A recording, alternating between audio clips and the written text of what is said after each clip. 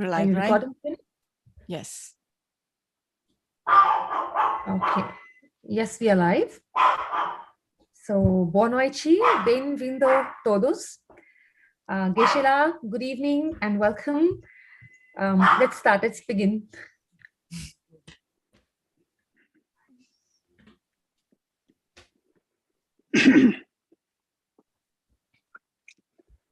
Tashi Delek, and good evening, and very nice to see you again.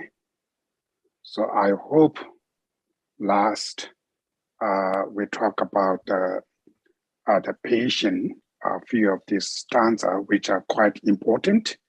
So I hope you exercise these teachings in this 1 week. We have time, right? So maybe you might be have certain type of experience.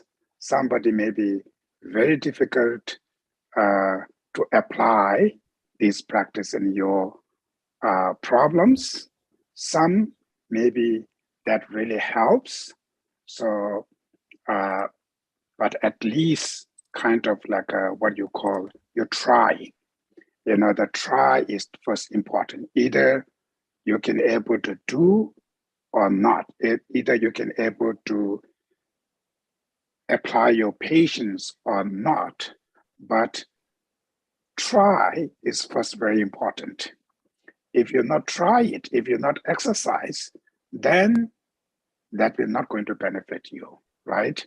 The first, it is difficult, but you should try it. You should look which teaching, which things make sense for you, which kind of logic makes sense to you, which kind of logic very relevant in certain this or that situation. You have a struggle. So that's how you should apply an exercise. I think that's our main purpose of studying in this text. Então, Geshe cumprimentou todos nós, Tashi Delek para todos nós, ele está muito feliz de nos encontrar outra vez. E então, na semana passada, ele nos comentou algumas estrofes muito importantes, e ele espera que nós, durante essa semana, tenhamos exercitado, né, treinado nesses versos, né? E que a gente possa ter tido alguma experiência. No começo é difícil de aplicar, é sempre difícil, mas é muito importante que a gente tente, né? Mesmo que a gente consiga ou não aplicar, é importante a gente tentar. Se a gente nunca tentar, a gente nunca vai experienciar o benefício desse ensinamento, né? Então, a gente deve pegar os ensinamentos que fazem sentido para nós e a lógica que é mais relevante para cada tipo de situação que a gente enfrenta e aplicar, né? E esse que é o propósito dos ensinamentos, na verdade, estudar os ensinamentos, né? A gente poder pegar e aplicar na nossa vida nas situações que a gente tem mais dificuldade. So then, if somebody has some kind of struggle, you have to difficult to apply what you call this practice in your struggle, then we can discuss, right? You can ask the question, or this situation, these things are very difficult to apply. What should we think? Which kind of practice we should think? That might be helps you. So mainly, I mentioned earlier, is the main purpose of we studying this patient chapter is to reduce your anger, hatred, resentment. That's our main purpose. Reducing anger and hatred is benefit to you, right? That's the benefit to you. And not only you, the families, the friends, who lives with you, they also benefit. Through that, your communities, everywhere. So that's why we're trying to deal with our own anger and hatreds. So to reduce this anger and hatred, just prayer or reciting mantras or just take some pills, it's not enough, right? The one of the best medicine to cure your disease of anger is the patient tolerance. But that patient tolerance, forgiveness, it's not easy to arise. It's not easy to cultivate because we have variety types of anger with a variety different reason, right? We feel angry with a different reason for this situation, for that situation. So when we apply the patient, same time we have to think differently. Anger thinking something, anger sees something this way, your patient have to look different way, right?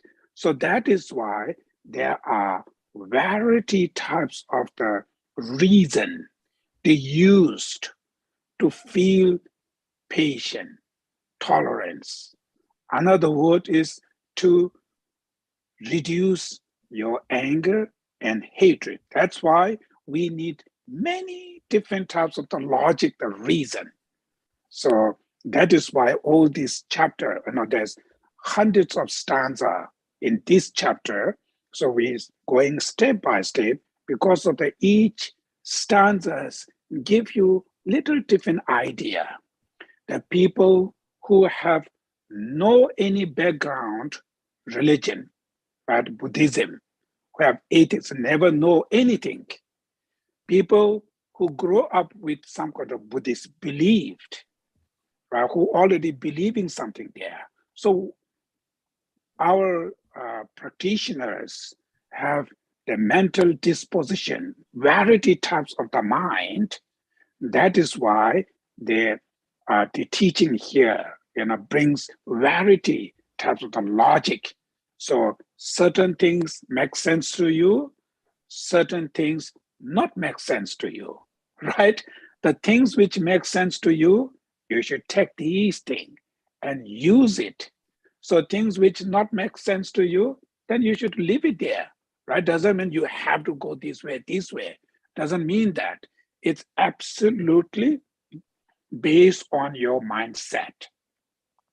Because when we train our mind, we can't force the mind. So training the mind with a reason, with a logic. So certain type of the reason, according to your mindset, is not make sense anything, right? So even you try, it's not going to work because this logic is not make sense for you. So then these things, you just leave it, right? But certain things, anything when they make sense to you, then you should take it. Put the notes in your paper, right? When you go to your work, when you have some kind of time, then you just read this again and think this. Think again. Okay, today in my office, we have so much drama. It makes really upset to me. It creates me so much angry. I hate this person, that person.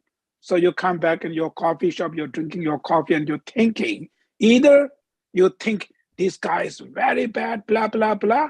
Negative side, it makes you more angry, right? And it hurts you, harms you, getting worse. So if you use this, what you call Shantideva's teaching, you take few stanza, really makes sense for you. You just read this stanza and think about, not just think about negative side, just this stanza, what they're talking about. Just think that first. Then second, okay, how should I apply this stanza in this situation? I am struggling right now. Then you should look, okay, how should I apply that? So when you're slowly, when you think, okay, I will think this way, I will look this way, then though your mind makes sense, then you think more. It's called contemplate, analytical meditation, analyzing. Then through that slowly, your anger and hatred will calm down. Right? That's our goal. So therefore, in the past, we learned so much. We talk about all this important message. So now, purpose of these messages, how much you can able to use that, how many stanza you used in your past, right? You know that. So either you didn't use anything, you just listen that after finish the class, we close the book and completely, never think about that, or stanza you think, you know that. So that is important, I think, because these things are what you call, it's not just, it's good, it's nice, it's blessing, it's great. It's not about that. It's something who need to apply to your day-to-day life, your struggle. Use that, then you have to make that kind of habit, because sometimes people, they don't have that type of habit. They study that kind of academic. Oh yes, this is that, that's in the brain, but you do not have kind of a habit to use yourself, to apply to your struggle. That's why you have to make that kind of habits.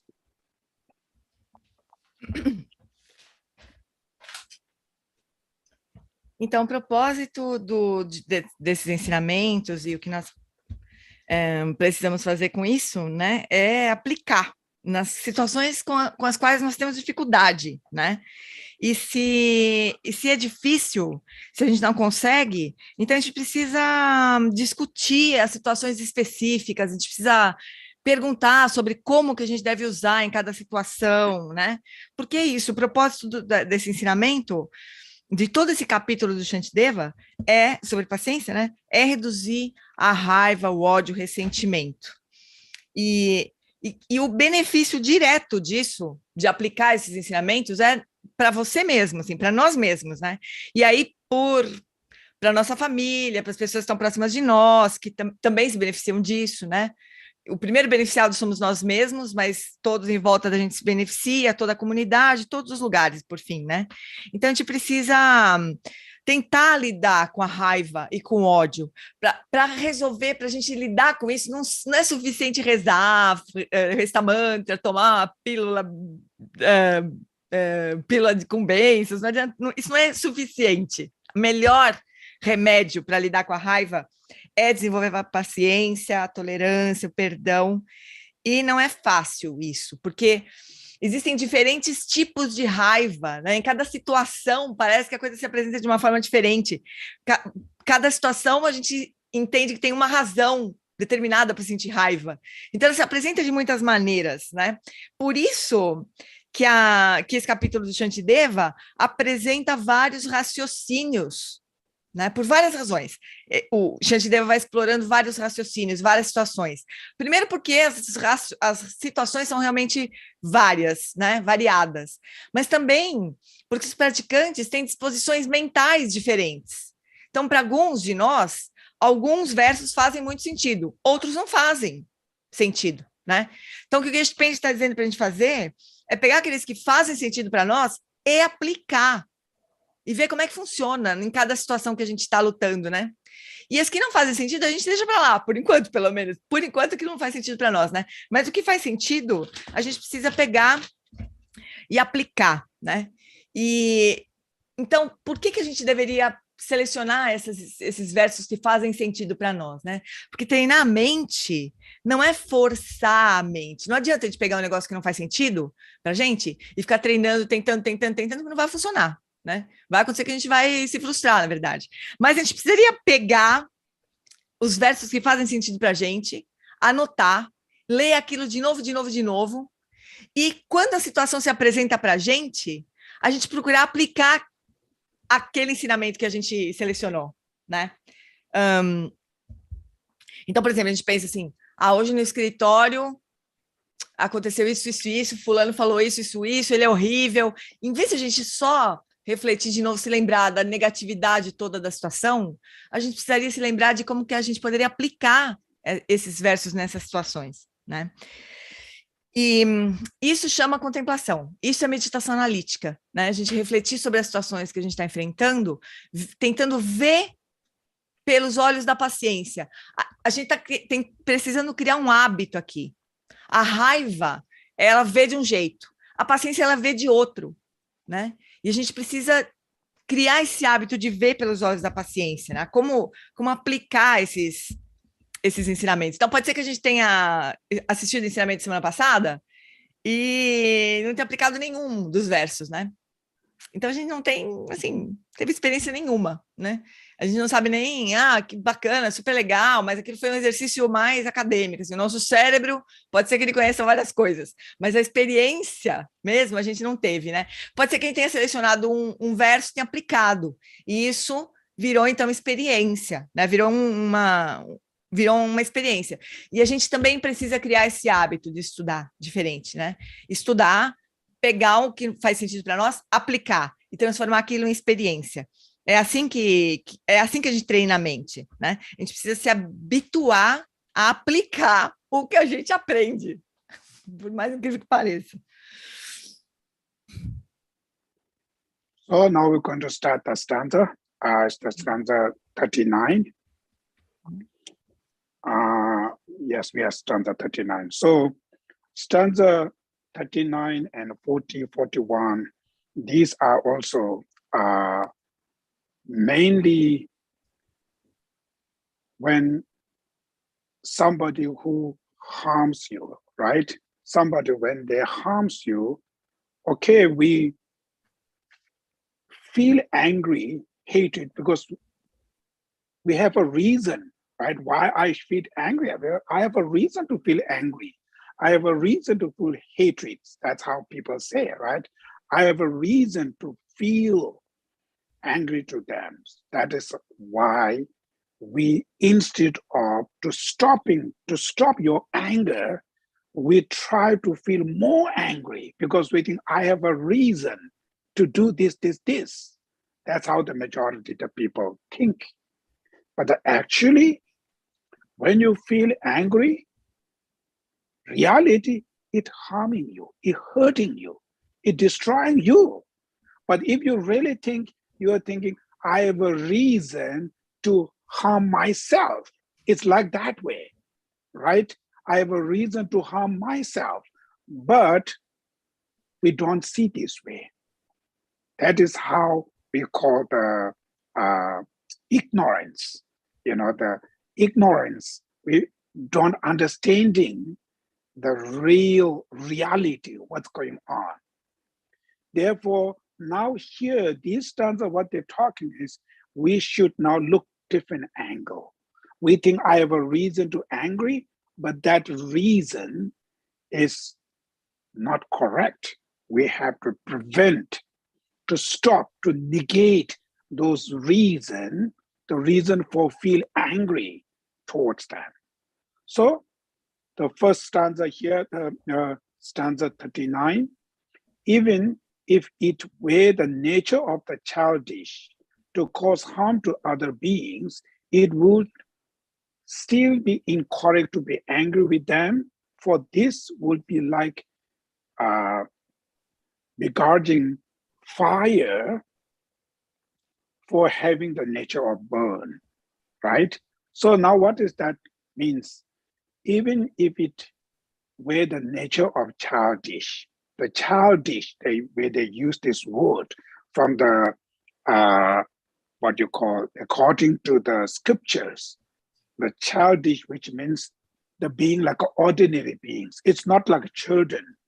It's like ordinary beings, like our mind is like too much ignorance, too much distracted emotions, not understanding the real truth, reality. So ordinary people, who have no idea about dharma, or who are not achieving any realizations, like ordinary like us, called the childish. So even if it were the nature of the childish to cause harm to other beings, if ordinary peoples, we're saying, oh, anger is normal, right? Anger is normal. Or to harm to each other is normal. In the business class, in your community, like a business community, all the cheating and telling lie is the normal. People sometimes they think that way, right? We feel, oh, this is normal. Everybody angry, everybody. This is kind of nature of what you call humanities or childish, which means the ordinary peoples. This is our nature to always we feel angry, hatred. This is our nature. That's how, we think. If this is the nature of the humans, who can feel angry, who can harm to other people, who can cheat them, who can do all kinds of things, then it will still be incorrect to angry with them. So because of that reason, right, if you feel angry to them, it is also incorrect to angry to those people who hurting you, who harming you, who doing all horrible things. Reason, because these are their nature. So their nature, why should we angry? This is their nature. For this would be like begrudging fire for having the nature or to burn. So when the fire burns something, right, destroy something, there's no reason to hate to the fire because the nature of the fire is going to burn you, right? It can burn you. This is the nature of the fire. So there's no reason to hate to the fire, right? Mm-hmm. When in your home, like fire is burn something, your important paper or something, when the fire burn this paper, there's no reason you don't feel angry to the fire, right? Because fire will burn, because this is the nature of the fire, will burn you. Exactly the same, the nature of the ordinary people, it's very angry, all kind of this bad behavior, then there's no reason to hate to these people because these are also their nature, right? So that's how we should look that angle to try to calm down oneself, to not feel angry to these people. Então, agora a gente vai passar para o verso 39, né? Os versos 39, 40 e 41, eles também vão continuar tratando de desenvolver a paciência com respeito a quem nos causa mal, né? Os 4 anteriores também falavam sobre isso, esses 3 também.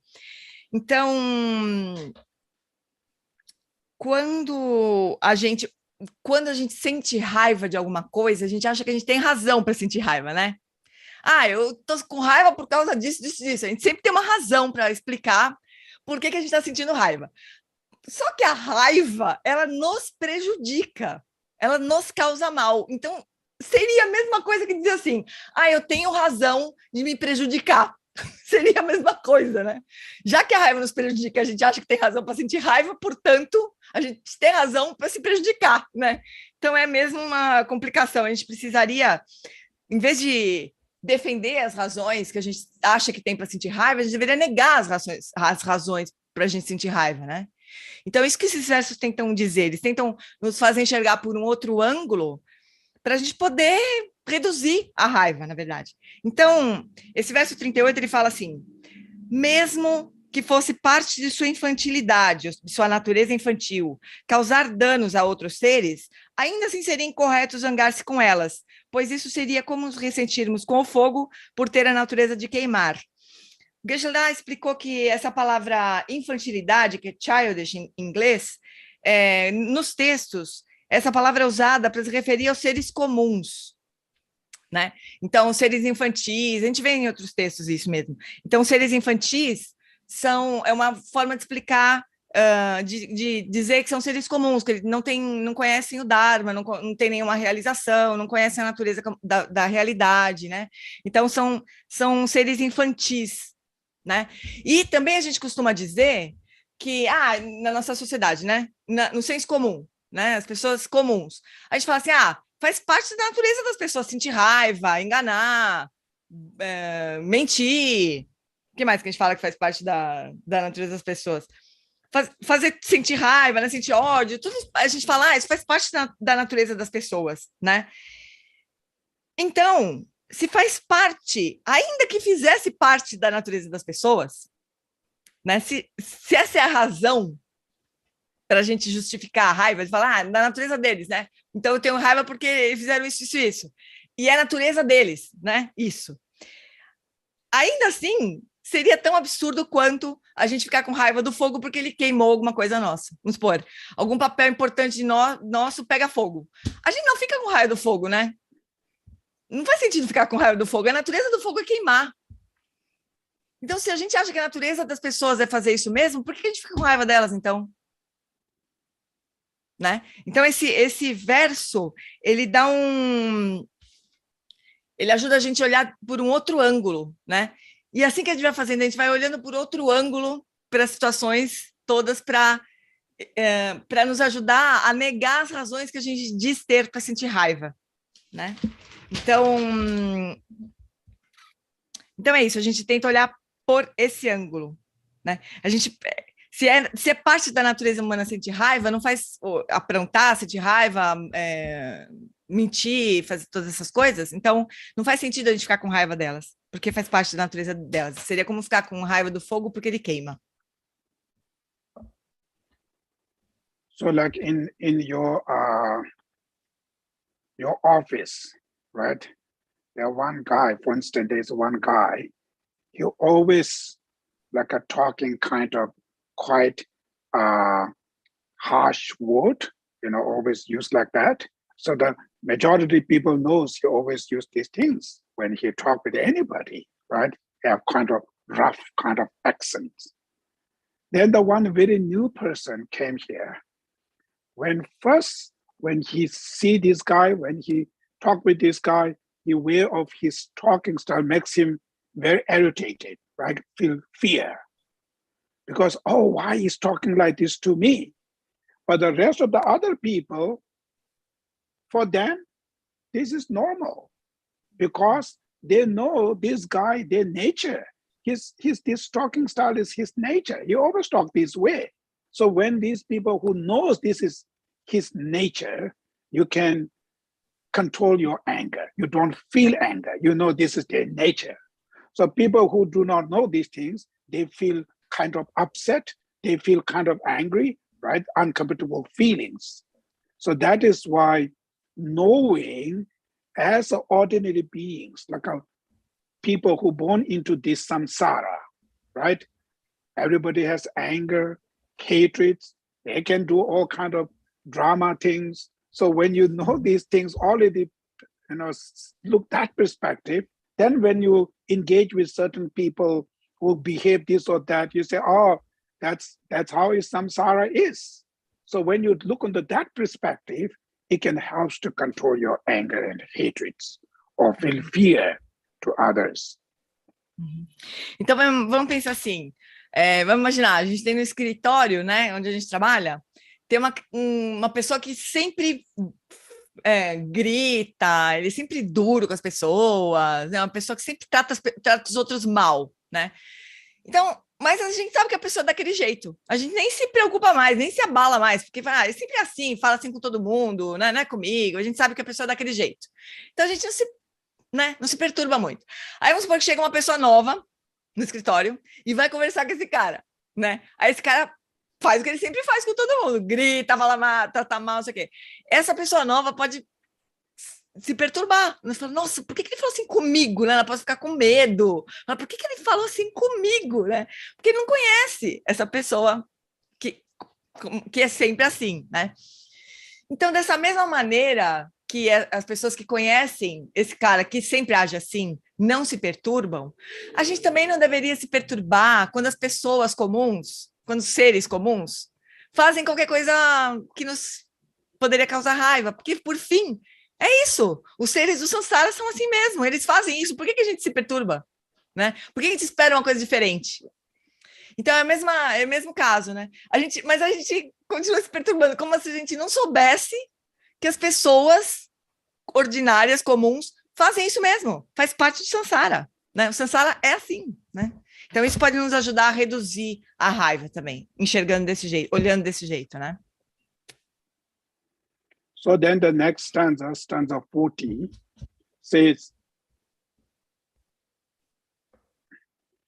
and even if the faults were temporary, in they who are by nature reliable, it would still be incorrect to be angry, for this would be like begrudging space for allowing smoke to arise in it. So if it is not in nature, it's just for temporary. Naturally this guy is very good, but the temporary, you feel angry and harming us and blah, blah, blah. So if this is a temporary reason, that is the reason that temporary, then still there's no reason to feel hate, to feel angry towards them, because nature of his heart is calm, clear. This all behaves because of this temporary. For instance, like a nature of the sky is just clean and pure, right?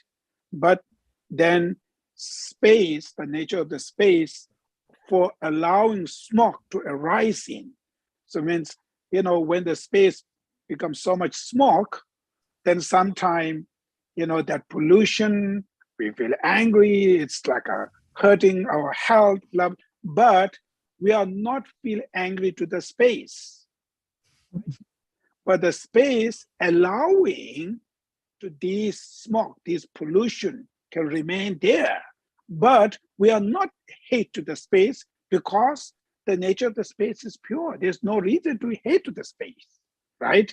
Exactly the same, the nature of the people are very pure, very clean. So all this behaviors, their anger or their destructive emotion, their ignorance, these are temporary.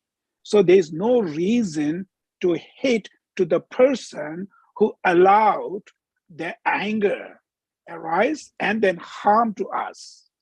It's like a space. That's how they use this example. Agora o verso 40, né? Mesmo que a falha fosse temporária naqueles que são por natureza confiáveis, ainda assim seria incorreto ficar com raiva, pois seria como nos ressentirmos com o espaço por ele permitir que a fumaça permeie. Então, vamos supor, tem uma pessoa que é uma pessoa boa, tranquila, calma, né? Mas por alguma razão, ela tá com raiva, ela trata você mal, né? Faz qualquer coisa negativa. Mas você sabe que a natureza dela não é daquele jeito. Esse comportamento é temporário, né? Então, ainda assim, também não faz sentido ficar com raiva, né? Porque seria como sentir raiva do espaço, porque o espaço permite que a fumaça surja nele, né? Então, vamos supor, a gente tem, o céu tá claro, limpo, maravilhoso. Daqui a pouco, sei lá, uma poluição, alguma coisa enche o céu de fumaça. Também a gente tosse com a fumaça, a gente passa mal com a fumaça, né? Mas a gente não fica com raiva do espaço, porque o espaço permitiu que a fumaça surgisse, não é? Então, do mesmo jeito, quando uma pessoa que tem uma natureza calma, tranquila, faz alguma negatividade, algum comportamento negativo, não faz sentido a gente ficar com raiva dessa pessoa só porque ela manifestou temporariamente aquele comportamento. Então, esse é um outro jeito também de a gente reduzir a nossa raiva. So, if you go a little bit detail, like a space is the empty place, allowing all these clouds, right? And then because of those clouds and winds, it brings the rain and storm and heavy hails and so forth, and it's destroyer many things. Mm-hmm. Because of that reason, we are not hate to the space. We are not complain to the space, right? This all because of the clouds and rains and so forth. But space had not kind of power to stop these things, right? But it arise, it grow into the space. Similarly, these beings who have no power to stop this anger, the anger and their destructive emotion taking over the persons. They take over them. And because of that reason, and the result of the anger, they shout it, they harms you, they create you all these problems, right? It's like a storms. So that person, the nature of that person is pure. He do not want to harm, but he or her, because of the destructive emotions taking over them, is a temporary condition. We arise this destructive emotion, and that is why you act violent. That is why it hurts you. So that's why it's like a same, like a space. There's no reason to the hate to the person. Uhum. Então, falando mais sobre esse exemplo do espaço, né? Então, o espaço, ele é vazio, ele permite que surjam as nuvens, que os ventos soprem, que surjam as chuvas, as tempestades, isso pode levar à destruição de muitas coisas, né? Mas quando isso acontece, a gente não culpa o espaço porque isso aconteceu, não é? O espaço não tem poder para impedir que as nuvens, as chuvas lá aconteçam, né? Não faz sentido ficar com raiva do espaço. Então, da mesma maneira, os seres, eles têm natureza pura e eles são tomados pelas emoções destrutivas, daí eles gritam, eles causam mal para você, né? Mas eles também, igual, não têm poder para conter a raiva ou os comportamentos negativos, né? Então, da mesma maneira que não faz sentido ficar com raiva do espaço, porque tem tempestade, né? Não tem sentido ficar com raiva de uma pessoa, porque ela manifesta as emoções destrutivas temporariamente, né? A natureza delas é pura, mas elas manifestam temporariamente as emoções destrutivas. Então, igual, não faz sentido a gente sentir raiva de uma pessoa, porque ela manifesta essas emoções destrutivas temporárias. So now finally these two stanzas, right? Stanza 39 and 40. What we need to exercise is in your situation, somebody who harms you, who really makes you irritated, makes you really feel angry. So now you should use this simple, these two, what you call stanza, the teachings. So if that person, he or she, if they behave, is their nature, they always behave like that, then there's no reason to hate to that person. This is their nature, like a fire, nature of fire will burn it. Then if it's we're not their nature, it's just temporary, temporary because of that anger or something, then same, there's nothing to hate to the person, like a space, the temporary condition arises, clouds, and they make all these storms and kind of things. There's no reason to hate to the space. Similarly, that person also same like that way. So you should look this angle to that angle. At least your hate, your anger toward that person need to stop, need to reduce, because that anger will destroy you, will harms you, right? So because of that reason, you're utilizing these two stanzas, then exercise, think again and again and again through that to try to calm down your anger and hatred. Então, esses versos 39 e 40, agora a gente precisa exercitar esses versos com as pessoas que irritam a gente. Então, a gente precisa pegar essas pessoas e refletir, aplicar esses dois versos, né? Então, por exemplo, se a pessoa que nos irrita, né? A pessoa que nos irrita, se o comportamento dela é sempre assim, né? Então, a gente poderia dizer, é da natureza dela aprontar essas coisas? Então, ficar com raiva dela é tão inútil quanto ficar com raiva do fogo porque ele queima, né? Se essa pessoa tem uma natureza tranquila, pacífica, bondosa, e de repente ela apronta, temporariamente ela faz alguma coisa ruim para você, igual não faz sentido ficar com raiva dela, porque seria igual ficar com raiva do espaço, porque ele permite que as tempestades aconteçam, né?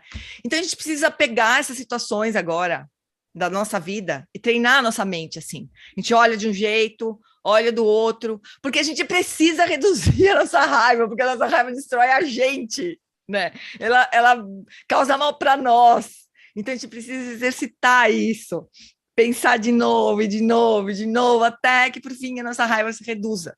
Esse é o nosso treinamento, nosso trabalho. And the next, the stanza 41. If I become angry with a wilder, although I am actually harmed by his stick, then since he too is secondary, being in turn inside by hatred, I should really be angry with his hatred. So now the situation which the person who harm you, hurts you by his stick, right? Then in that situation, it's the same. You can apply to different situation. In your home, somebody used very harsh word, right? So when you hear this word, it really hurts you, harms you, makes you so much upset. Any situation. In that moment, what you feel, first you look at, you are not feel hate to the word. You are not feel hate to the stick, right? Actually, that stick and words directly hurts you. Who hurts you directly? His or her stick, when it harms you, or the his or her that word, right? That you hear, it hurts you. But you are not feel angry to the word and the stick. Where you feel angry, you're angry to the person, like a wilders, like who used that stick, right? Because we're saying, oh, stick itself not going to harm us. This person is the main causes. That's why I hurt by stick. So we angry to the person, not to the stick and not to the word. Now here, they use same logic.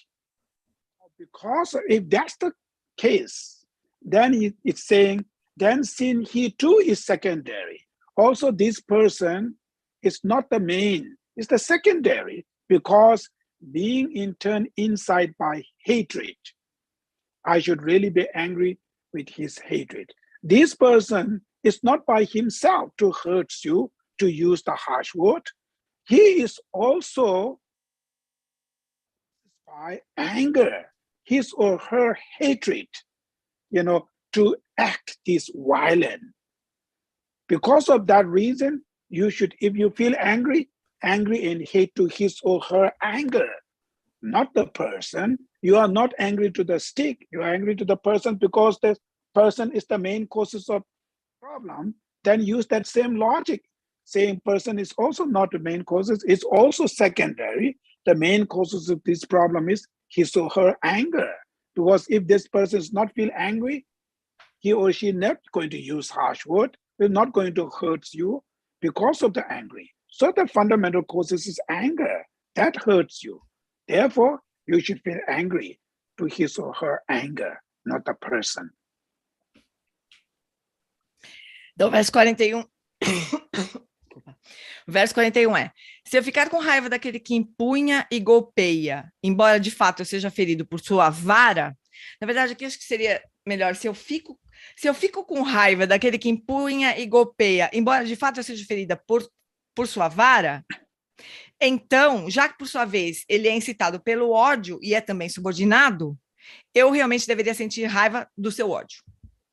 Então, aqui é assim, quando alguém bate na gente com uma vara, né, e machuca a gente, ou quando, em qualquer situação, alguém bater na gente com uma vara, pode ser qualquer situação, pode ser alguém que faz qualquer coisa, qualquer tipo de mal pra gente, alguém que fala palavras duras para nós, alguém que grita, né, a gente não fica com raiva nem da vara, nem da palavra, nem do grito, né, a gente fica com raiva da pessoa que pegou a vara e bateu na gente, porque a gente acha que a causa fundamental de a gente tá sendo ferido é a pessoa. Porque a pessoa pegou a vara, a pessoa pronunciou as palavras, a pessoa gritou, né? A gente acha que a causa é a pessoa. Então, a gente fica com raiva da pessoa. Porém, nesse caso, a pessoa que nos fere, ela também está subordinada, ela também está sendo... ela também está subordinada ao ódio que ela sente, né? Então, a pessoa sente ódio, então ela fere a gente. Então, tem uma causalidade aí. A causa principal de todas é o ódio da pessoa. Por causa do ódio, a pessoa fez uma negatividade para nós, né? É uma cadeia assim de subordinação. Mas a causa fundamental de a gente ser ferido é o ódio da pessoa. Então, já que a gente está querendo ficar com raiva da causa, né? A gente deveria ficar com raiva do ódio da pessoa, não da pessoa, né? Porque a verdadeira causa do que está acontecendo é o ódio que a pessoa sente. É a aflição mental da pessoa. Então, a gente deveria sentir raiva da aflição mental da pessoa. Então, porque pela mesma lógica, né? Já que a gente está procurando uma causa. So, when you feel angry and hatred, these are emotions like a blind emotion. They don't see the detail. They don't understanding the main reality. They just go with the only few reasons and then they feel it. So now to fight with them, to combat with this emotion, then you have to look much deeper level. So that is why these stanzas telling us, if you're angry, you are not angry to the stick, you're angry to the person, but you are not angry to the his or her anger. Just middle, that person we angry. We catch that person, not to the stick. Stick is the one or the word which is really directly hurts you, harms you, but we not angry to that. Or main causes is his or her anger. That's the main causes. But we also not feel angry to this his or her anger. Where we hate the middle of that person, right? He's the messenger, the middle person. We catch there, we hate to there. So that is why, using this logic to try to not do this anger to the person, if you really wants to feel angry to his hate, his hatred. So then if you feel angry to his hatred, then your anger and his anger are the same, right? When you feel angry, it's the same this. So that means you angry to your own anger, right? It's go like that way. It's same way. So when you really look carefully, it's kind of the anger, how it's doing, how it's leading the people, very kind of blind way. It's called the stupid, right? Sometimes. So it's kind of that, it's blind way. But when you really look at it, what the anger doing is completely nonsense.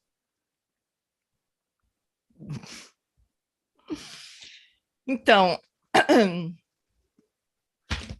a raiva e o ódio, elas são emoções cegas, né? Elas não enxergam muito detalhe, assim, elas não percebem muita coisa. Elas são muito superficiais, né? Então, para combater a raiva e o ódio, a gente precisa ir mais profundamente, investigar mais profundamente, num nível mais profundo, né?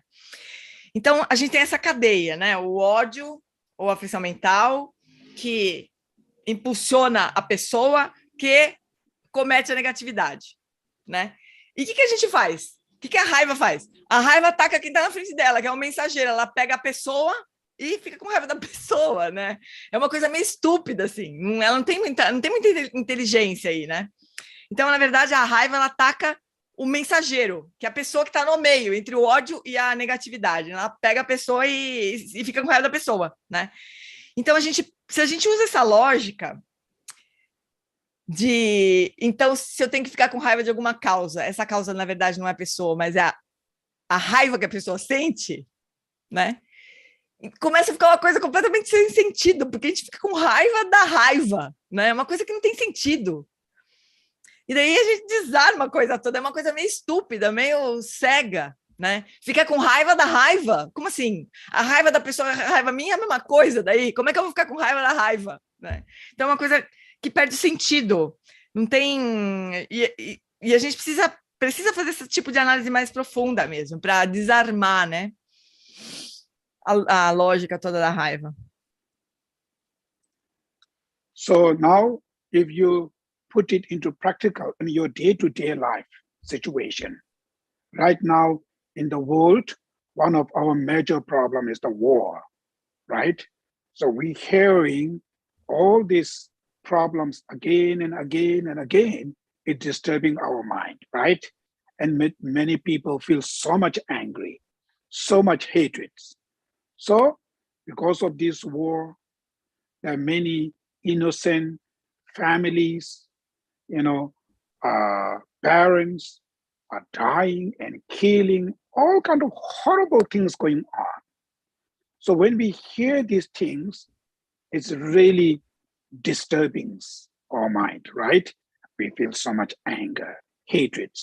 Then sometimes we feel hopeless. We can't do anything.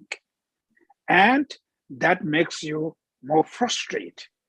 So 1 day, 2 days, 3 days, you're hearing again constantly. Eventually, it's so much bothering people. Some people may feel do not want to listen to these things. Rather, we should ignore, right? That's how people, they find the solution is ignore it.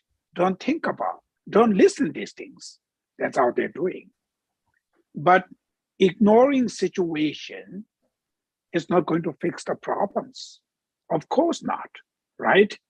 So even you ignoring these things, you can still hear, you can still see, because today this world is becoming so small. Our technologies, you can hear within the second in the next continents what's going on. You can hear, you can see within the second. This is the reality. Even how much you try to ignore, still you can see in here somewhere, always. That's our reality situation. Now, in this situation, how should we deal with our emotion, like specific this anger now? So the first, when we see this anger, we feel angry to these soldiers who's killing all these innocent peoples, right? We hearing, we hate to this. Then you utilize, because the point is remain with anger, benefit to anybody, it destroys you. Clear. So now you need to heal from there. So you're looking, okay, how should I stop my anger to these people who's killing? So I was thinking, oh, these people, what can they do? Because of their big boss of telling them have to do. They have to follow with their instruction. Otherwise, they themselves will be problem. They themselves will be destroyer, right? So you looking from that perspective, you little bit make calm. You can deal with your anger to these people who killing these people, right? The soldiers. Then your anger slowly shifted to this big boss, these leaders who are them to do this, to kill this, to do. So anger is going to become more into that persons, the leaders. But still same thing, you feel angry to that person, that will not going to stop the war, that will not going to benefit to you, benefit to them. Instead of what? It destroys you, it makes you more suffering, nothing benefit, right? So if the reason is, if I feel really angry and hatred to that person, if they really helps something, they destroy their power or something, of course, then we can feel angry and do it. But it's nothing change anything. Instead of that, it hurts you. So how should I myself heal from that perspective? Then you use this logic, stanza 41, right? That person, he comes from his anger, his ignorance, his greed, right? Selfish-minded. They're negative emotion. Because when that negative emotion is not there, they're not going to kill this, not going to say these actions, right? He's saying this, what you call ordering this violence because of his destructive emotions, right? That is why we should be angry to that destructive emotion. Now, that destructive emotion, anger, is same as your anger now. Same. So what's the point now? You use that logic to try to, how should oneself heal from your anger and hatreds? Então, hoje em dia, eu não sei se é só para mim que o microfone do Geshe Pen está falhando. Shelly, está falhando às vezes, né? Tá. Então, hoje em dia, talvez o problema mais comum para todos nós e que mais chama atenção é a guerra, né? Então, a gente sabe muitos problemas acontecendo ali ao mesmo tempo. Muitas pessoas perdendo a vida, pessoas estão matando, coisas horríveis a gente ouve falar sobre essa guerra, né? E isso perturba a nossa mente, né? Quanto mais a gente ouve um dia, 2 dias, 3 dias, 30 dias, a gente vai ficando cada vez mais perturbada, desesperada, perde completamente a esperança.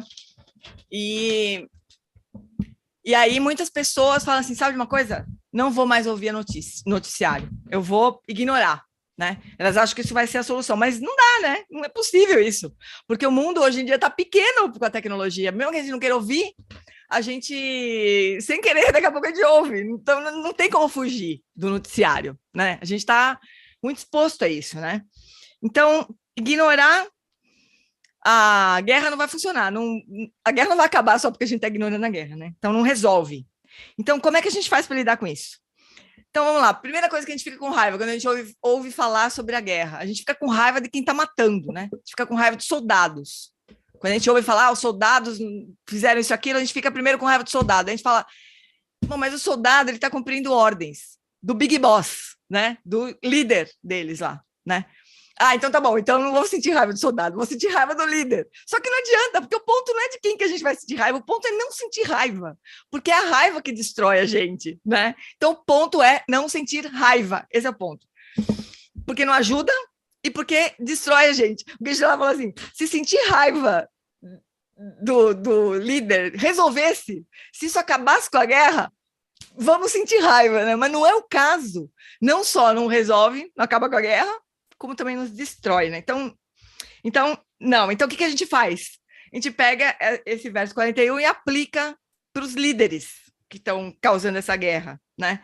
Se eles não estivessem tomados por emoções destrutivas, de todo tipo, né? Raiva, ignorância, ganância, o que mais que o Geshe lá falou? Bom, todo tipo de emoções destrutivas, eles não estariam causando essa guerra, né? Comandando essa guerra. Então, de novo, aplicando o verso 41, a gente deveria ficar com raiva da raiva deles. E, de novo, a gente cai naquele looping maluco. Como assim que eu vou ficar com raiva da raiva? Não faz o menor sentido, né? Então, é assim que a gente lida com essas emoções, né? É assim que a gente aplica esse verso 41 aqui para essa situação da guerra, por exemplo, né? Ficar com raiva da raiva não faz sentido. So, but at the same time, don't feel angry to the person doesn't mean we accept whatever he or she done.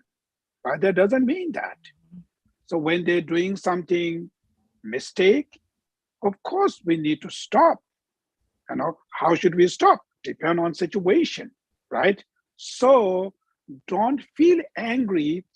Many people have misunderstanding. So if you don't feel angry, that means, oh, you are accepting that. You are, following them. You trust to this person. That doesn't mean that. That's absolutely misunderstanding. Because being angry is nothing benefit to you. You can't solve the problem. Instead of that, it ruin your life. And same time, it will ruin your families, right? Whoever beside you. So that's the reason. So, but when the situation, something doing like, kind of mistake, wrong, we need to stop. So how should we stop?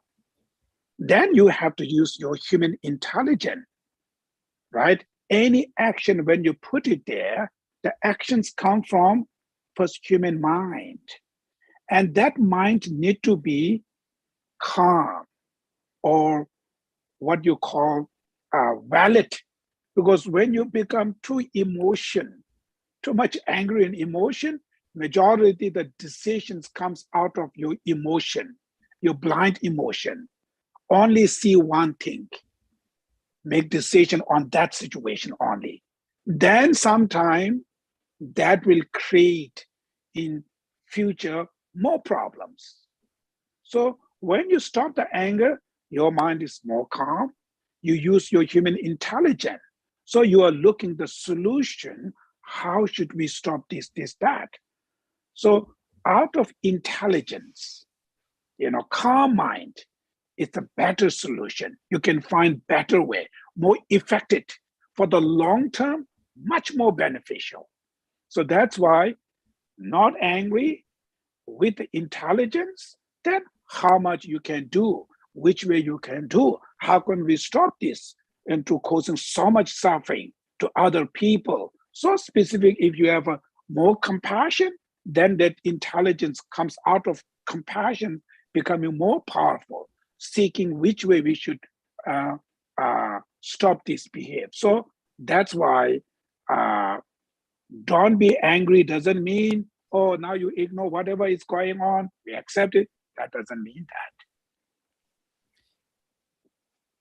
Então, tem um engano muito comum que acontece aqui, que pode acontecer, né, e que é uma completa compreensão equivocada, que é a gente pensa assim, então tá, não vou sentir raiva, então quer dizer o quê? Que eu vou aceitar, que tá tudo certo, que seja, que tanto faz, né? Seja lá como for, tá tudo bem, porque afinal de contas eu não devo sentir raiva. Isso não é verdade, né? Então, a gente não sentir raiva não significa aceitar. Então, se alguma coisa está errada, e ela precisa ser interrompida, a gente precisa fazer aquilo parar, né? Mas aí a gente vê assim, mas como é que eu vou fazer parar? Né? A melhor solução para qualquer tipo de problema assim vai vir de uma mente, que o Pedro falou, tranquila, de uma mente calma, né? Uma mente tranquila, uma mente calma permite que a gente use a inteligência. As soluções que vêm de uma mente que está tomada por uma emoção, elas são poucas, são estreitas, são limitadas, né? As soluções que vêm de uma mente calma, que é capaz de usar a inteligência, são mais efetivas, especialmente no longo prazo, né? E se elas vêm da compaixão em vez de vir da raiva, elas são mais poderosas, né? Então, é esse o ponto. Não sentir raiva significa poder lidar com a situação, com cada situação, encontrar uma solução para cada situação a partir da nossa mente tranquila e inteligente, não a partir da mente tomada pelas emoções destrutivas.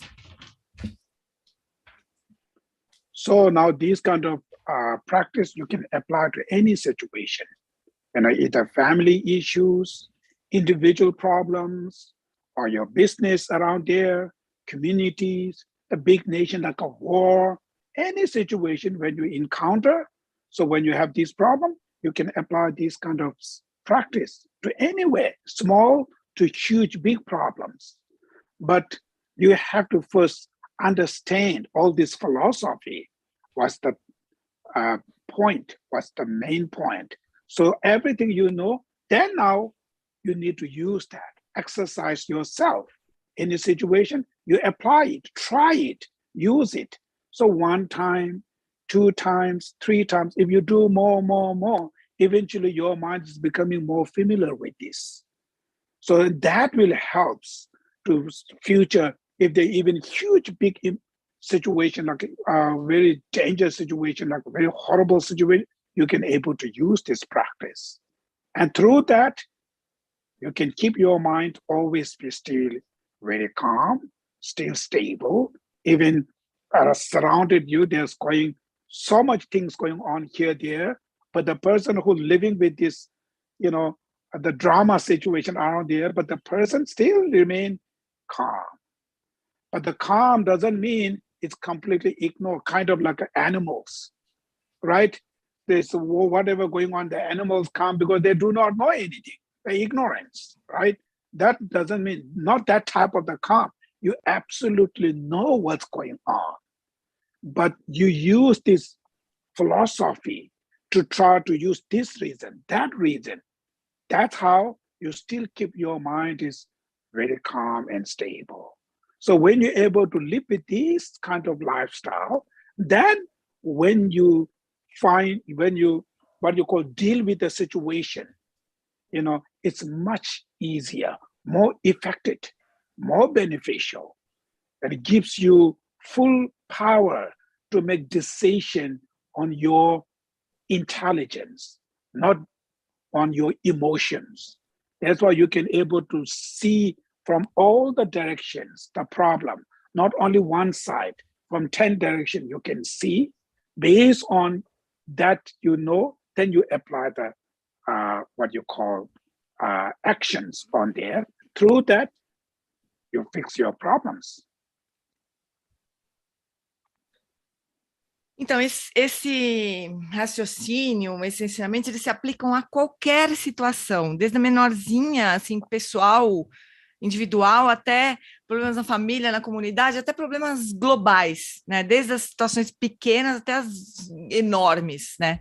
Mas para isso a gente precisa entender essa filosofia direitinho e exercitar, tentar usar uma vez, 2 vezes, 3 vezes, até que a nossa mente se familiariza com a aplicação desses ensinamentos, né?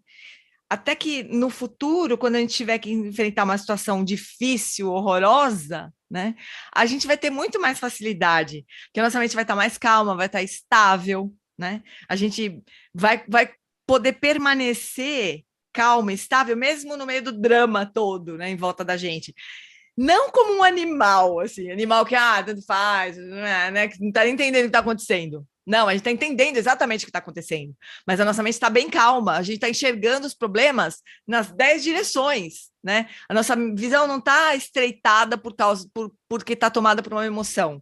A gente está vendo todos os ângulos, todos os lados daquela situação, todos os lados daquele problema, né? É dessa maneira que a gente consegue lidar com a situação de um jeito mais eficiente, mais fácil, né? Mais benéfico para todos também. Conseguindo manter a calma, enxergando os problemas por todos os lados, a gente consegue ter mais poder de tomar decisões inteligentes, né? E não baseadas nas emoções. E dessa maneira, então, a gente pode eventualmente consertar as situações realmente, né? Resolver os problemas. And finally, there are certain type of situation you cannot fix it, right? Some situation, some problem, you can fix it. But the many of these problems, you can't fix it. But when you're in that situation, you still don't need to feel upset. You still don't need to feel kind of angry, or I can't fix. You don't need to feel guilt. At that moment, simple, the Shantideva stanza 10, right? What he tell us, he say, why be unhappy about something if it can be remedied? And what is the use of being unhappy about something if it cannot be remedied? Very powerful stanza. So if the situation, if you're able to fix it, then why you're unhappy? Go there, fix it. In the situation, if you can't fix these things, it is impossible to fix, cannot be remedied, then he's saying, what is the benefit of being unhappy about something, which is you can't fix it. You cannot be, there's no reason to feel upset. There's no reason to remain with upset, feel frustrated, feel what you call angry, right? Feel guilt. There's no reason, there's nothing benefit to being that if you cannot be remedied the situations. So this very simple idea will heal you from your inner pain, right? Inner feel guilt or upset, whatever you feel. So that will help. So that is how these variety reason, the logic, you use yourself to never disturb your mind. Point is that always to keep your mind calm, relaxed, virtuous, right? More warm-heartedness. And as long as if you remain with that kind of minded, your life will be more happier, more peaceful. Your relationship with others will become much better. And that will create happy family, happy society, and happy world. Então, aí tem situações que a gente vai conseguir resolver, outras que a gente não vai conseguir resolver, né? Então, o que a gente faz quando a gente não consegue resolver as situações? A gente aplicou todos esses ensinamentos e aí tem solução que não existe, né? Situações que não podem ser consertadas. Aí, Shantideva tem o verso 10 do capítulo 6, né? O verso 10 fala assim: por que se sentir infeliz com alguma coisa se ela pode ser remediada? E de que adianta sentir-se infeliz com alguma coisa se ela não puder ser remediada, né? Então é o seguinte, se tem como consertar, para que você vai ficar chateado? Vai lá e conserta, né? Resolve. Se não tem como resolver, que sentido faz? Que benefício que tem você ficar chateado, frustrado, se sentir culpado? O que isso vai trazer de benefício para você, né? Então não tem sentido, a gente não tem razão para isso. Então esse tipo de raciocínio, né? Nos cura dessa nossa dor interna, de não conseguir resolver coisas que não podem ser resolvidas, né? Então, esses vários raciocínios, essas várias lógicas que a gente vai aplicando, elas vão nos ajudando a não deixar que nunca a nossa mente se perturbe. Nos ajuda a manter a mente sempre calma, relaxada, virtuosa, afetuosa, né? Isso traz felicidade para nós, melhora as nossas relações, traz felicidade para nós, para nossa família, para nossa comunidade, para todo o mundo. So now the next stanza, stanza 42. So this is specific certain people who believe the karma, right? It's a Buddhist specific, who believe background, who already believing on karma. So the people who are not believing on karma, this stanza not make sense for them. It's not going to work for them. So you don't need to think, right? As a Buddhist, as a practitioners. So before I talk with these things, I will give you a little explanation. Buddhist, what's mean by Buddhist, right? Buddhist doesn't mean, or I accept Buddha. I study Buddhist. I go to the temple. I recite the prayers. That doesn't mean, right? So first, it's very important to, what is the definition of the Buddhist? Because many people have maybe misunderstanding, oh, he is Buddhist. Why? Because he to the temple. He goes to the temple. He worshiping to the Buddha, or he doing this, or people may think that way. Right? And some people may think, oh, I'm now become Buddhist because I take empowerment, initiation from my master, right? Some might be think that way. So that's not. Buddhist means the Atisha, one of the Indian great master, the Atisha Dipamkara from 10th centuries, is the one of the most scholar and practitioner during that time in India, with one of the biggest institute called Nalanda Institute. He's the one of the top scholar, not just scholar, great practitioners, right? He's the one who came to Tibet and bring all the Lamrim teachings. So according to his definition of Buddhist means the practitioner, he or she who take refuge to the Buddha Dhamma Sangha, right? Now, taking refuge to the Buddha Dhamma Sangha doesn't mean there's so much misunderstanding around here. Taking refuge to Buddha Dhamma Sangha doesn't mean, oh, I go to the master did the ceremony, refuge, I take refuge. What do you take refuge? Master says something, blah, blah, blah. I repeat, blah, blah, blah. And he cut my hair and he give me Dharma name, kind of, ritual. They think, oh, now I'm Buddhist. That's taking refuge. Sometimes they also misunderstand it that way.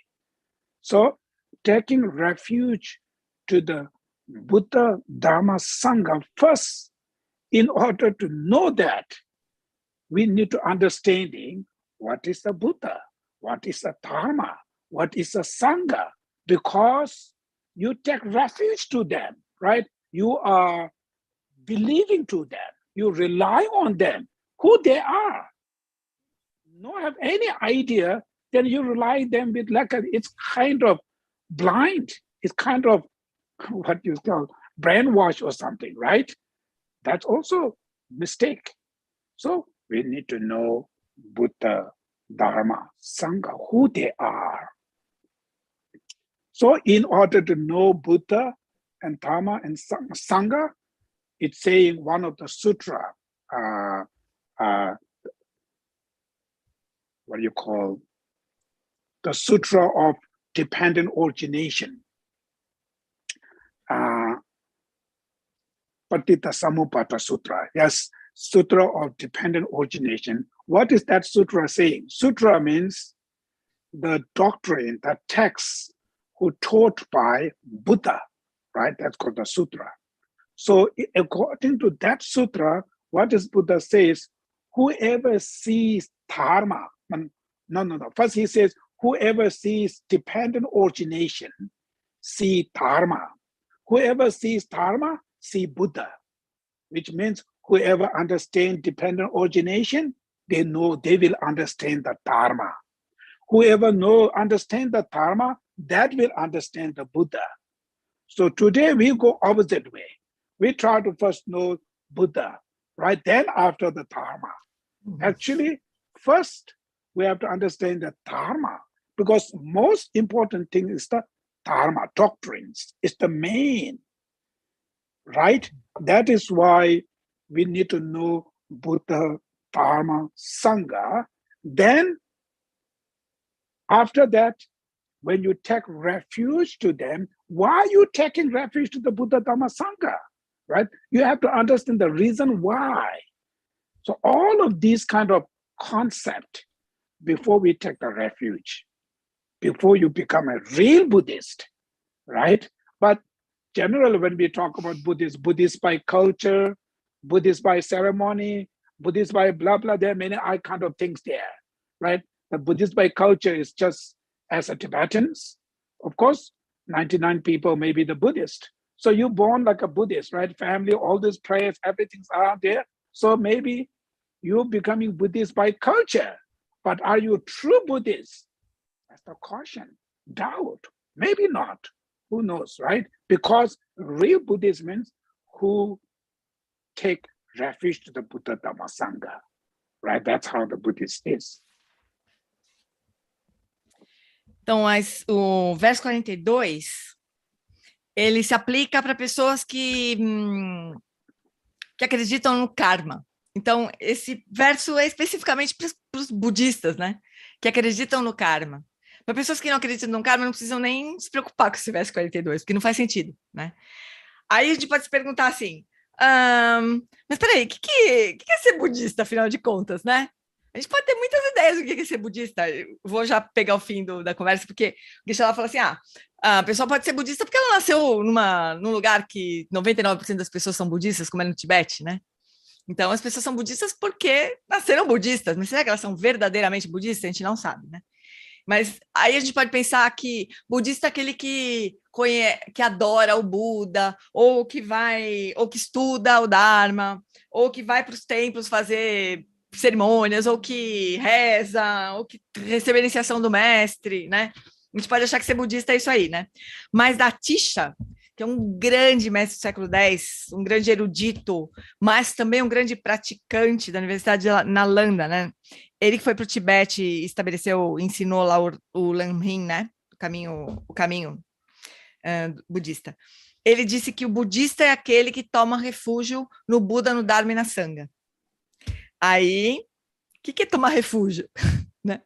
Tomar refúgio não é participar da cerimônia de refúgio, repetir tudo que o mestre fala, cortar o cabelo e jogar o cabelo no rio. Não, ganhar um nome do Dharma, né? Isso não é tomar refúgio.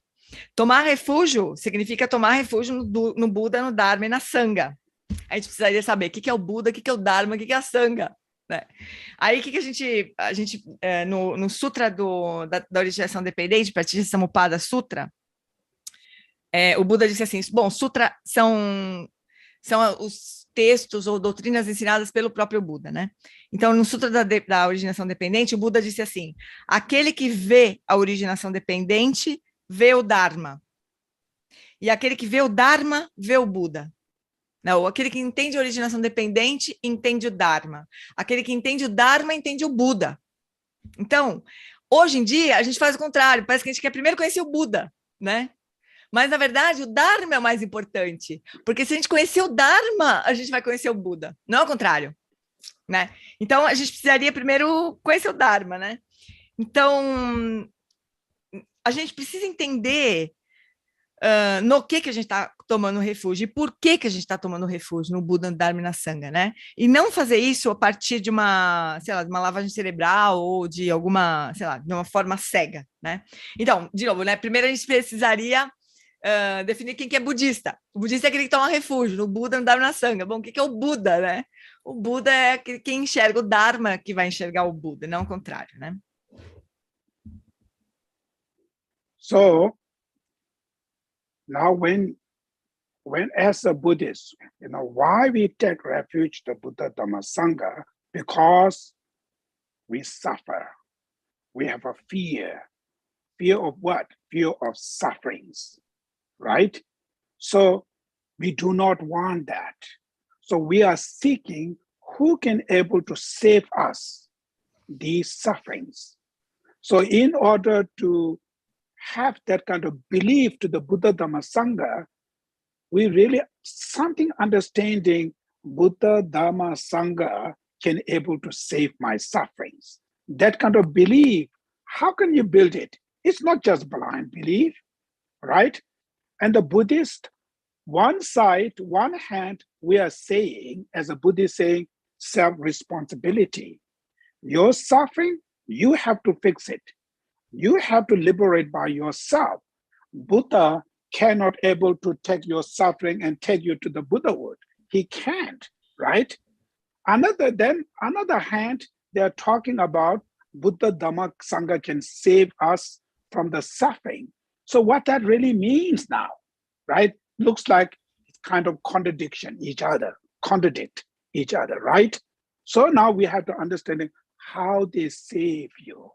So in order to know that the suffering today we're experiencing, all of them are caused by your negative emotions, your destructive emotions, your angers, your what you call afflictive emotions, right?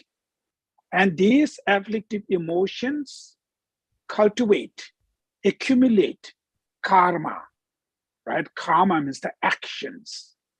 So these actions and the negative emotion result sufferings. So now, karma, how they bring these sufferings? We need to understanding relationship between karma, the cause, and the result of suffering, right? First, we need to know these things. So in order to know that, first, you go to the very simple kind of logic. Every result, every things we have today, all the things which are impermanence, which means changings, they are depend on causes conditions, right? Everything creates by their own causes conditions. So now we have to understand it's called the law of causality. The relationship between cause and effect is quite important. For instance, in order to have apple tree, we need to plant apple seed, right? Without apple seed, there never comes apple trees, right? That means apple tree is dependent on apple seed, which is the causes of the apple tree. Apple tree is the result, right? That relationship Why? Why not apple seed will create orange tree? Why not they bringing orange tree? Why they only bring apple tree? Right? They have to know.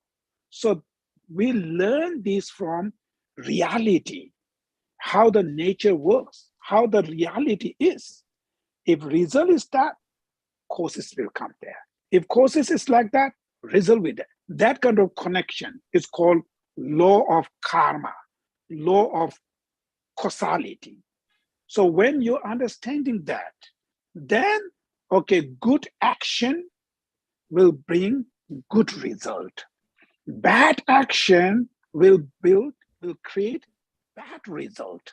So this kind of relationship is not easy to understand first. You need to think again and use, and we call the analytical meditation, right? To analyze, research, to find why causes, this kind of causes always bring that kind of result. So that's how the karmic system comes from there. So when you're taking refuge to the Buddha, Dhamma, Sangha, it's mainly now in order to get rid of all this suffering, I need to fix the causes of suffering. Causes of suffering is within my mind. It's not outside, which is my destructive emotion. My destructive emotion create decision, wrong. Wrong decision result wrong action. That wrong action result wrong place, sufferings, right? Knowing that, then in order to fix that suffering, I really need to get rid of my destructive emotions, my ignorance, right? So how should I stop this destructive emotion? How should we combat, reduce, eliminate these destructive emotions? That kind of concept, I think the first, very important to know when you take refuge in the Buddha Dhamma Sangha.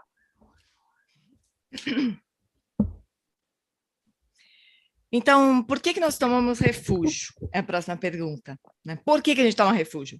A gente é budista se a gente toma refúgio no Buda, no Dhamma, na Sangha. Mas por que a gente toma refúgio? Porque a gente sofre, porque a gente tem medo de sofrer. Por isso a gente toma refúgio no Buda, no Dhamma, na Sangha, né? Então, a gente, de alguma maneira, a gente entende que o Buda, o Dhamma e a Sangha podem nos salvar do sofrimento.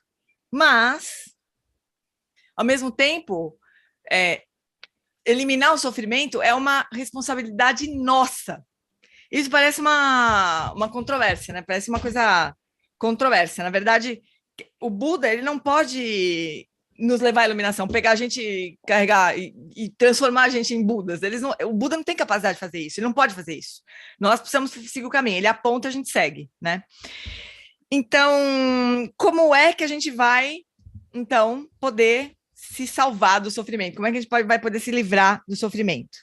Então, primeiro, a gente precisa entender uma sequência de coisas aqui. Primeiro, o sofrimento, ele é causado pelas emoções aflitivas, né? Como a raiva, todas as emoções aflitivas. Raiva, bom, enfim, todas as emoções aflitivas, né? Medo, raiva, ódio, todas. As emoções aflitivas, elas nos fazem acumular karma, que são ações, né? Com base nas emoções aflitivas, nós agimos. E isso ação é karma, né? E o karma mais as emoções aflitivas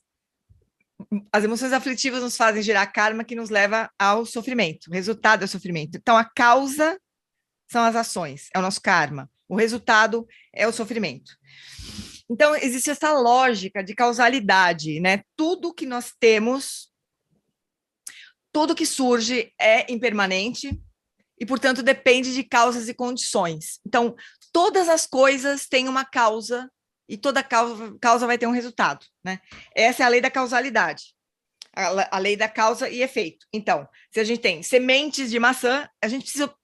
Como é que a gente faz para aprender isso? A gente precisa olhar a natureza, como é a lei natural, né? Sementes de maçã resultam em árvores de maçã. Semente de maçã nunca vai resultar em árvore de laranja. Isso nunca vai acontecer. E como que a gente pode descobrir isso? Olhando a natureza, como é que funciona a coisa, né? As coisas funcionam assim, né? As causas levam a determinados resultados, né? Então, a gente precisa primeiro entender essa lei da causalidade. Com base nisso, então, a gente entende que boas ações levam a bons resultados, mas ações levam a resultados ruins. Isso não é fácil de a gente compreender de saída, assim. A gente precisa praticar, a gente precisa analisar, né? Praticar a meditação analítica, refletir sobre causas e resultados, né? Quando a gente toma refúgio no Buda, no Dharma e na Sangha, a gente quer se livrar do sofrimento. Para a gente se livrar do sofrimento, a gente precisa eliminar as causas do sofrimento. E as causas do sofrimento estão na nossa mente. Então, são as minhas emoções destrutivas que me fazem ter ações erradas. Desculpa, tem uma coisa antes. As minhas emoções destrutivas me fazem tomar decisões erradas, fazer coisas erradas e me levam para o caminho errado. Eu acho tão engraçado esse negócio do caminho errado. Não leva para o lugar errado, né? A gente não quer ir para algum lugar. A gente vai para o lugar errado porque a gente toma ações erradas, né? Então, como é que a gente precisa... O que a gente precisa fazer, então, para eliminar as emoções destrutivas, né? Esse é o ponto final. A gente toma refúgio no Buda, no Dharma e na Sangha para poder se livrar do sofrimento, porque a gente tem medo do sofrimento, né? Mas aí, como é que a gente faz, então, para se livrar das emoções destrutivas, que é o que nos leva a tomar ações destrutivas, que é o que nos leva a acumular karma negativo e, por fim, a ter mais sofrimento? So that's why, the individual, the person who, in order to free from suffering, you have to purify your negative karmas. In order to stop, to accumulate this negative karma, you need to stop this destructive emotion. That's how they depend on each other. So how should I stop this destructive emotion? Eliminate my destructive emotions. If the Buddha, can he bless us to just clean my negative emotion? Of course not, right? Your negative emotion, your responsibility. You're the only can change. That's how it is saying self-responsibility. Now, how should we change that? Means, for instance, one part of negative emotion, like anger, right? It causes so much problem. So what kind of medicine can help to cure your anger? Love, right? Patience, tolerance, compassion. So these kind of realization, when you cultivate within your mind stream, your love will directly antidote to your anger, right? So this kind of love, the compassion, altruism are the part of dharma. These are like a dharma, which means we should think that way. So these dharma, when you cultivate within your mind stream, your dharma will purify your destructive emotion. That is how dharma save you. Means that then in order to cultivate the dharma, first you need to know what is dharma, how to get rid of my anger, all this detailed information. So you need to rely on reliable, qualified teachers. It's called Buddha. So we're taking refuge to the Buddha as a teacher, teach us, guide us, give us this message, right? Then the actual who save you, dharma will save you. But when you understand the dharma, but when you cultivate the dharma, easy, because we live in the place which is the mundane. It's all about these mundane things. Too much attachment, too much greed, right? Everything influence us. So we need to rely on somebody who can inspire you, like your inspirational role model called sanghas, right? High practitioners called the Arya beings, supreme beings, who are reliable Dharma practitioner, Dharma friends. So we rely on Buddha as a teacher, Dharma as your actual savior, Sangha as your Dharma companion. Through that, you fully rely on Buddha, Dhamma, Sangha.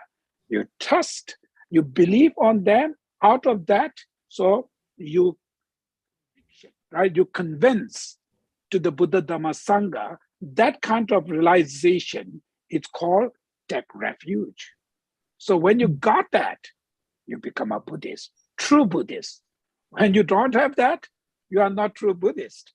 Even you take refuge ceremony 100 times, even you receive great name, Rinpoche or whatever, right? We have kind of, I don't know, there's kind of names around there, titles, doesn't matter. It's nothing.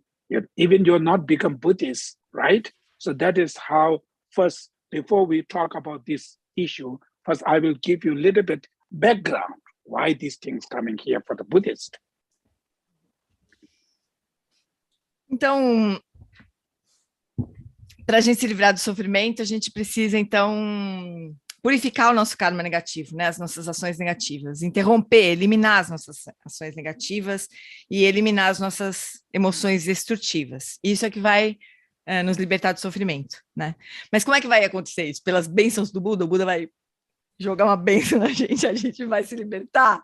Não, né? Nossa responsabilidade fazer isso, né? Então, como é que a gente vai eliminar as nossas emoções destrutivas, como raiva, por exemplo? Qual que é o remédio, né?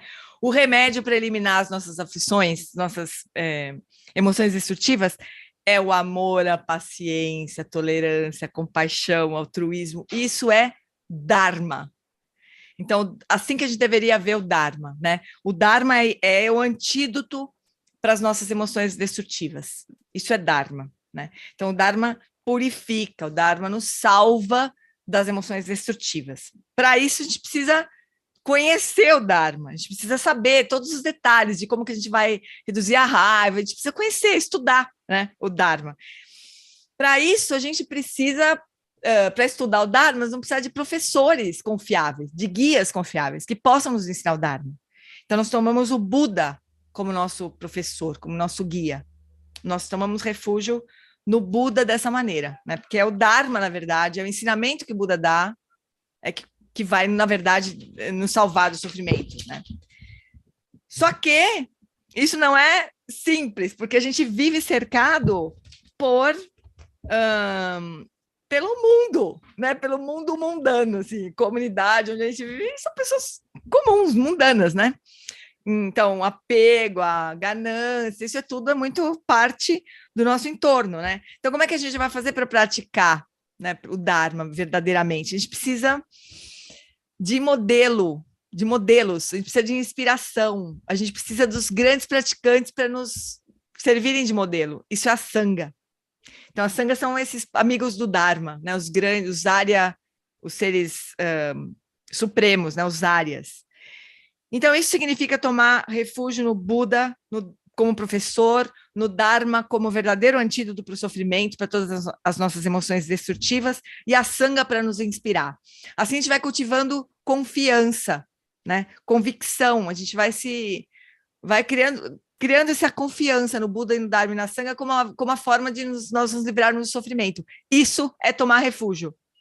Verdadeiramente, budistas aí nós somos, né? Quando a gente, por toda essa compreensão, a gente confia, então, no Buda, no Dharma e na Sangha.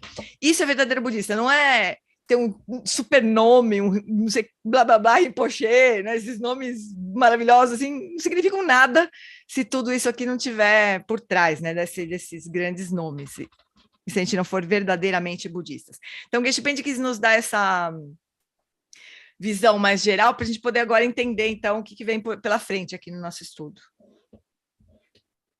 So of course, I can't go very detailed information about refuge. There's, you can go study furthermore. It just gives you little kind of window to something little bit understanding. And the real Dharma is, we call the truth cessation of your destructive emotion. And the truth path, only when you achieve the Arya beings. So but that's very complicated. So I try to go with a very simple way. Now here, this karmic system, right here. So you're understanding refuge. Because of that, mainly you're understanding the relationship between cause and effect, right? So any result you're experiencing, definitely there's something causes there.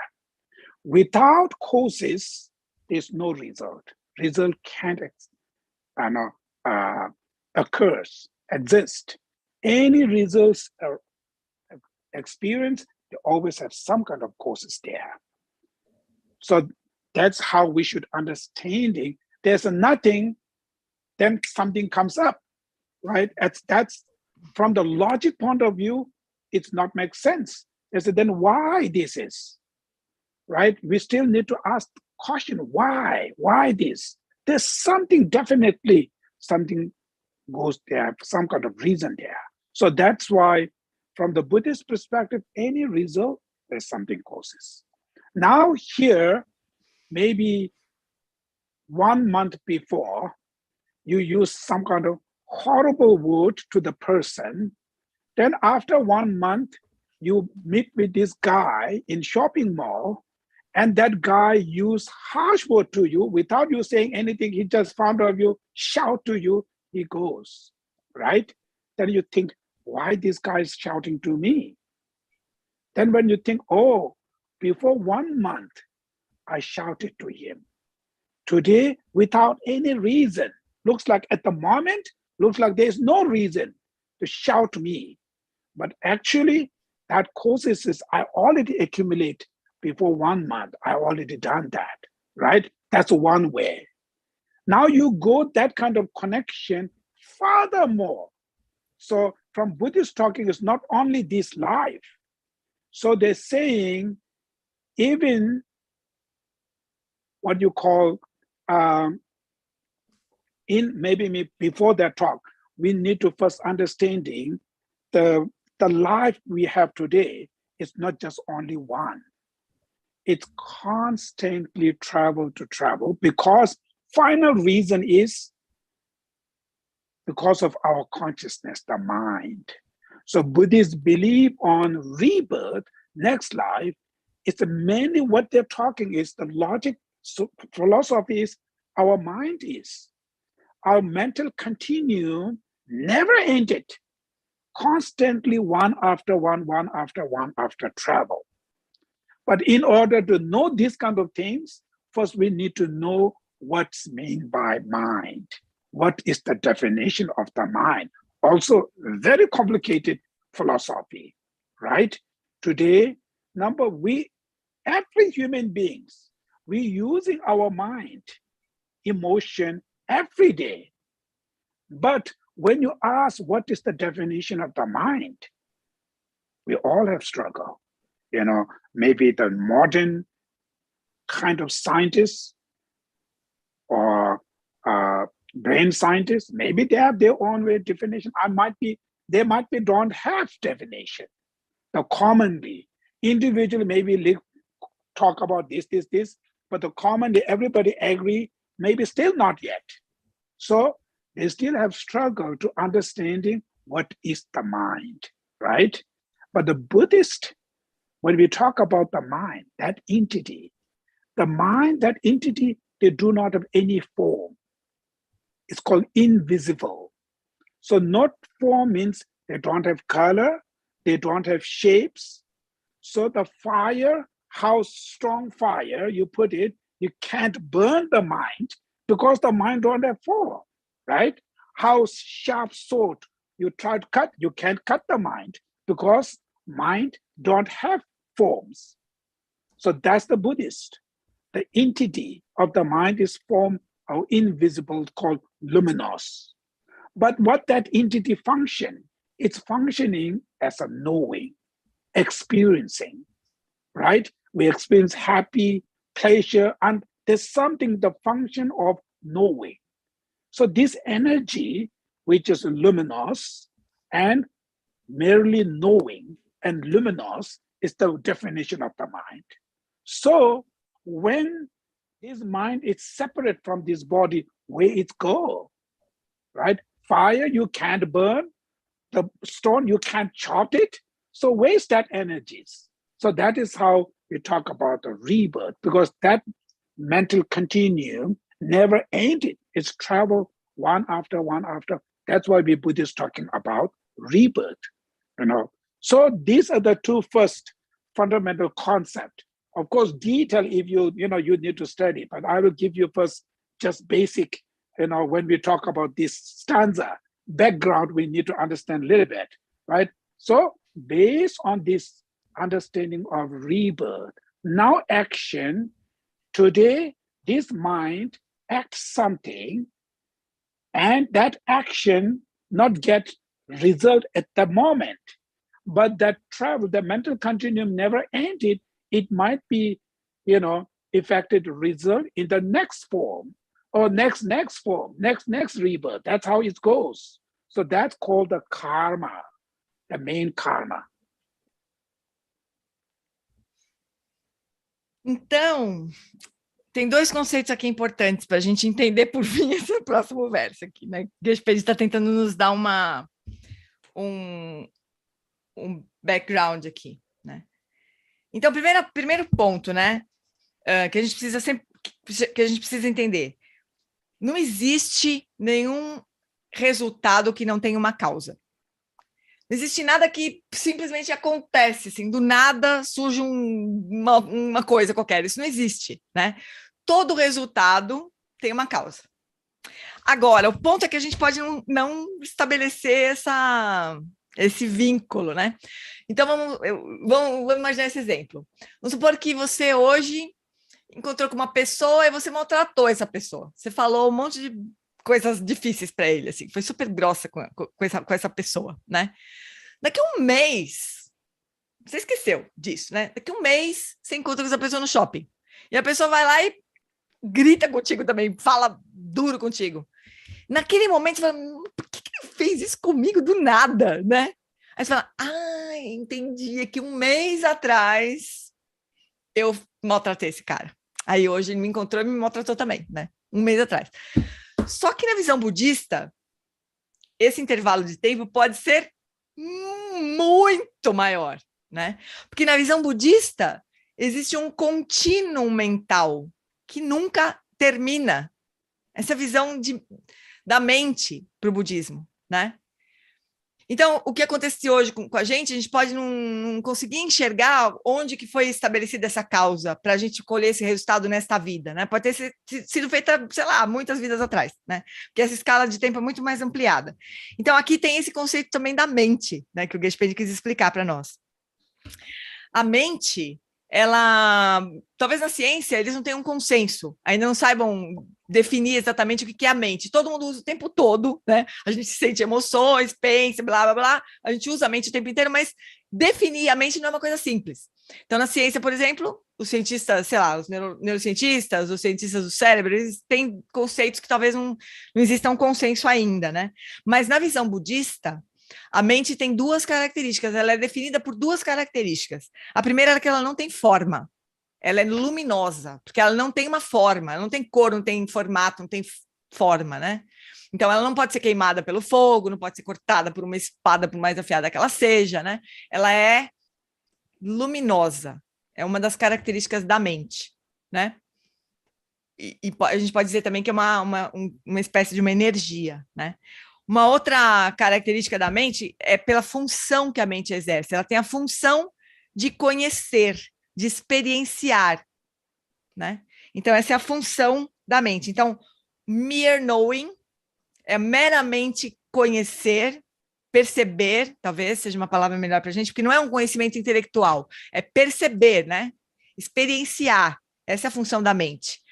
E ela não tem forma. Então, ela não pode ser destruída. Então, na visão budista, existe um contínuo mental infinito, para frente e para trás, né? E por isso que existe o conceito de renascimentos, porque um corpo acaba, né? Mas a mente não, então a mente continua. E aí surge, então, o ciclo de renascimentos infinitos, né? Um contínuo de renascimentos.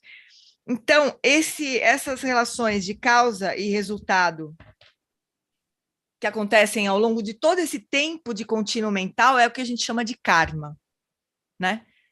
todas essas relações de causa e efeito que acontecem ao longo de todas as nossas vidas. So then one thing is, for instance, you maybe when you go to the fishing, the name of the sport, right? You hook on the fish's lips and pulling there, it's torturing this fish, so scary, right? Hurting without any reason. You hurt so much this fish. So then after you put it back to the river or wherever you catch it, it's just for you, it's fun. But of course, in this life, this fish will not able to fight you. The life, everything difficult.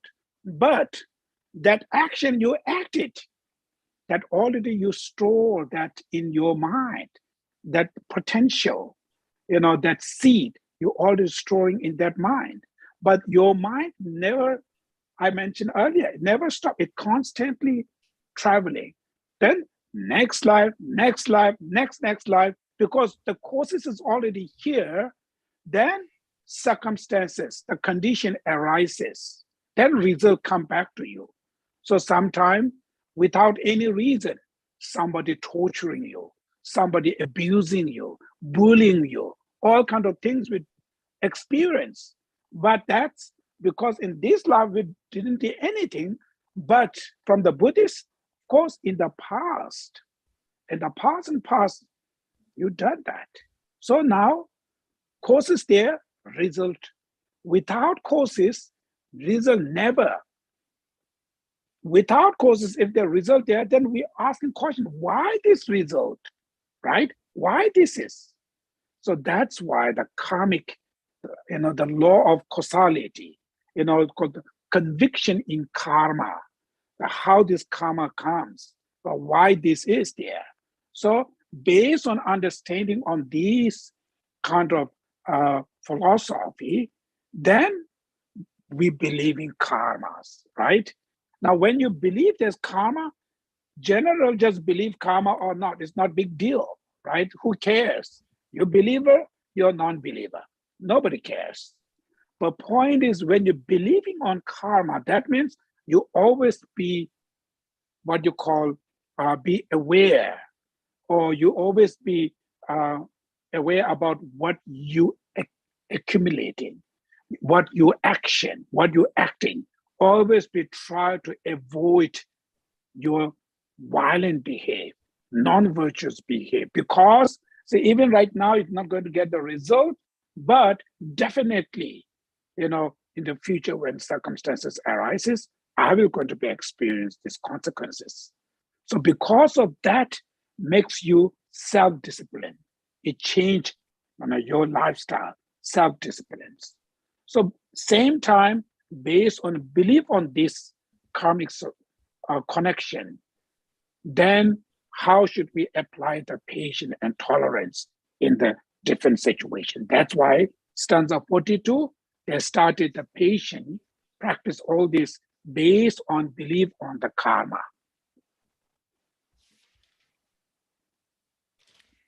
Então, vamos supor que você vai pescar por esporte, né?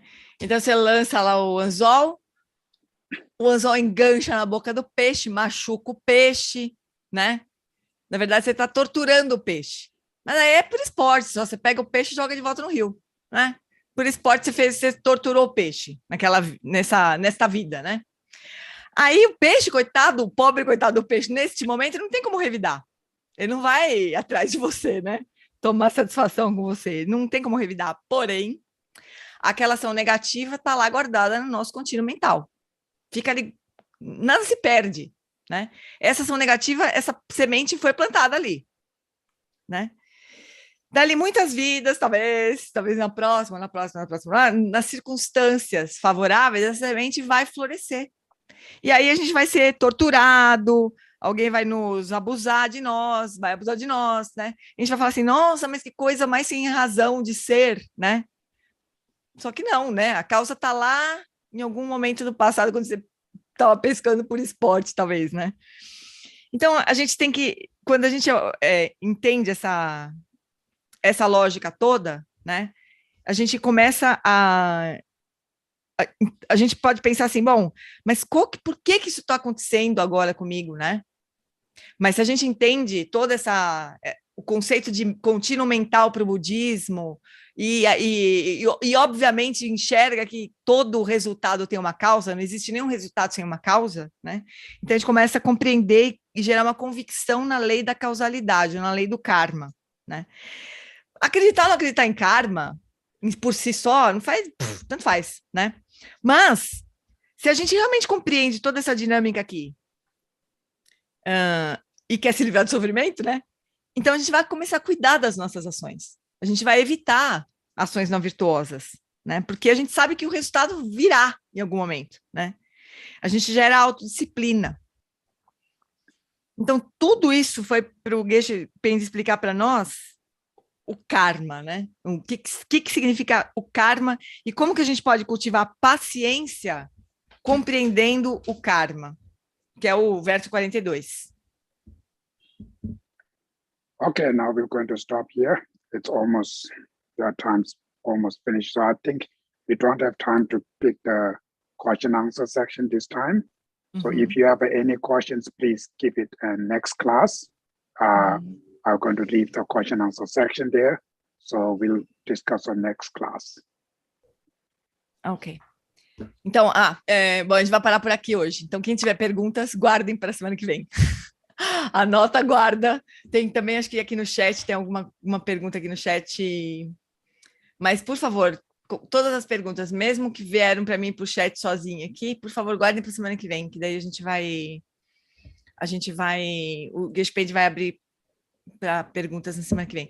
Geshe-la, we will not even read the 42 stanzas. Yes, next we're time. going to talk next time. Yes. Okay. Because you prepared us much. Then this is the basic thing. So before when we go to the not only stanza, but there are few of stanza. Okay. So this is the basic first understand. And next class when we go straight to the stanza. Ok. Eu perguntei se a gente não ia nem ler o verso 42, né? Porque a gente ficou tanta preparação, assim, pro verso 42 e tal. Mas o Geshe Pende falou que não, que essa foi uma preparação, porque tem alguns versos, os próximos versos vão, então, se apoiar nessa explicação toda que ele deu. E daí a gente, na próxima semana, a gente vai direto pro verso 42. A gente já está pronto pro verso 42. Thank you, Geshe-la. Okay, thank you. Geshe-la, we now going to have the dedication prayer? Sure. Geshe-la fazer a prece de dedicação, então.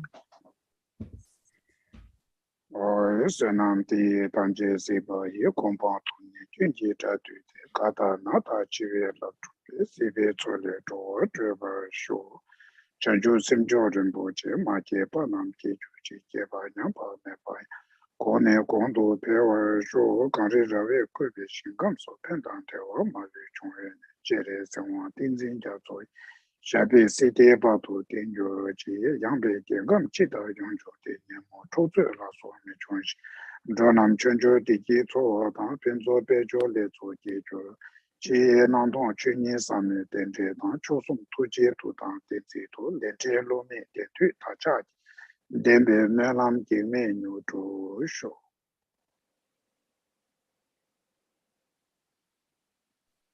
Thank you, Geshe-la. Okay, thank you. Thank you, Thank you, Geshe-la. Thank you, everyone. Thank you. Good night. Have a good night. Happy weekend, everyone. Tchau, pessoal.